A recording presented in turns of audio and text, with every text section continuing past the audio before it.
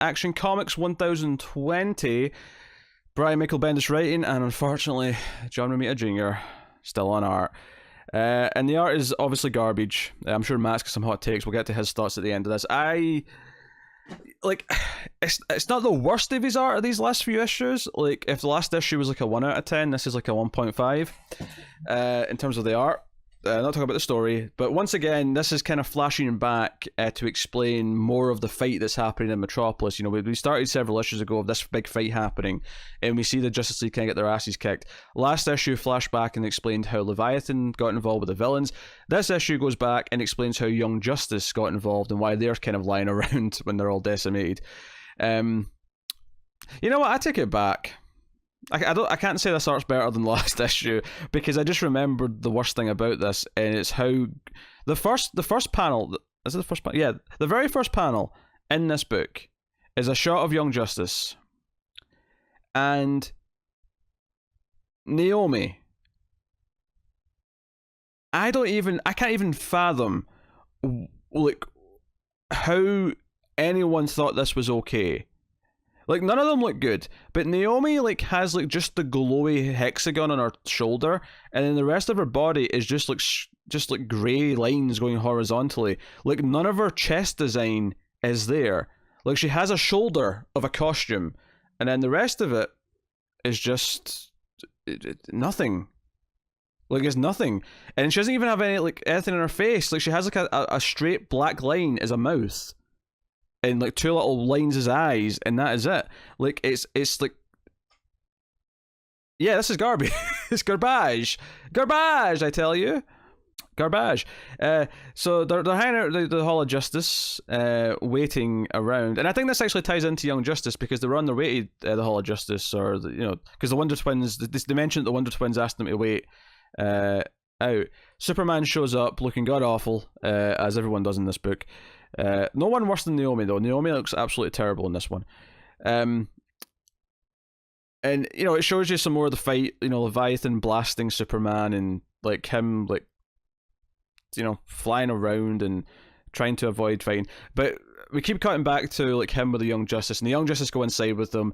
And what's the probably the most interesting thing that's going on here is that Superman kind of meets Connor Kent for the first time.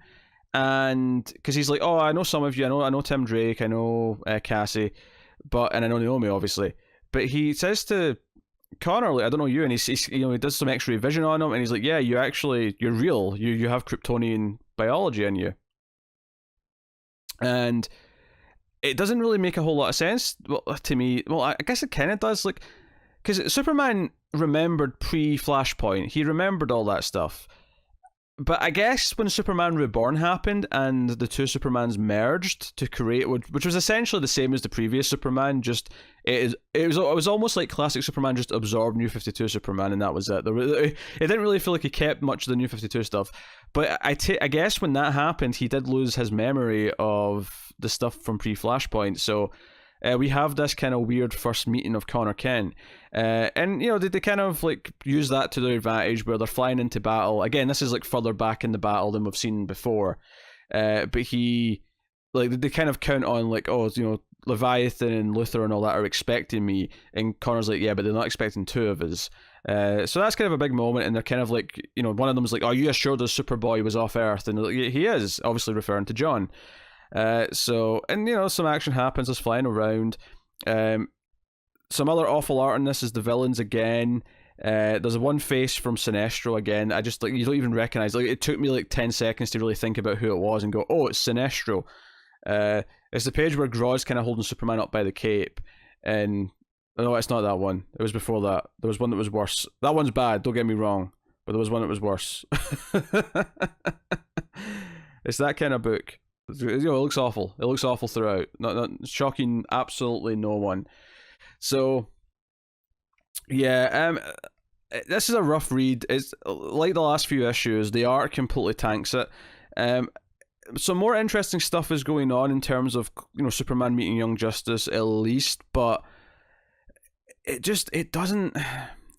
But the art is so bad that it's hard to really appreciate anything that's going on. It really is. Like, it's very rare that the art's so bad that it kind of tanks the writing. Batman shows up in a Batmech suit and Leviathan's watching on. The one key thing that happens plot-wise really at the end is that Leviathan reveals to his followers that he's kind of playing Lex Luthor, that, you know, Lex Luthor's part of the problem. Lex Luthor's hatred of Superman and his, like, you know, goals in the world are part of why the world's so screwed up. So he's equally against Lex, and all of this is playing him.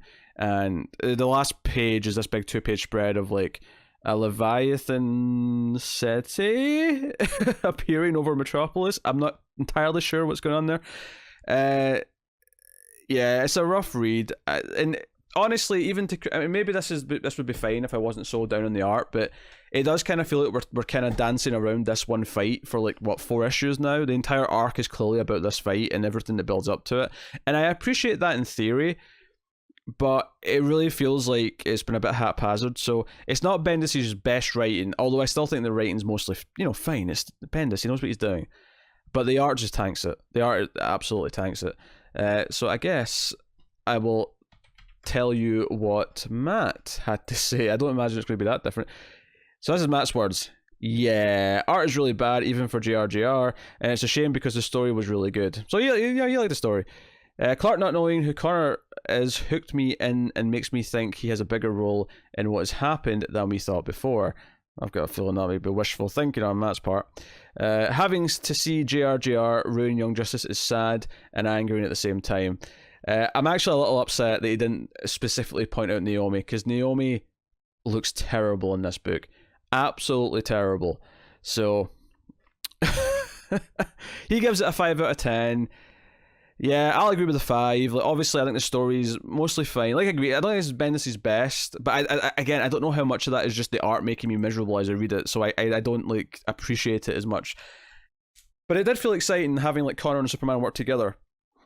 Even if the moment where Superman first didn't know who he was kind of threw me for, like, a continuity loop where I'm like, oh, wait a minute, does he not know? Why does he not know? And then I had to think about it and went, oh, I guess Superman Reborn, blah, blah, blah. But yeah, 5 out of 10 from both of us.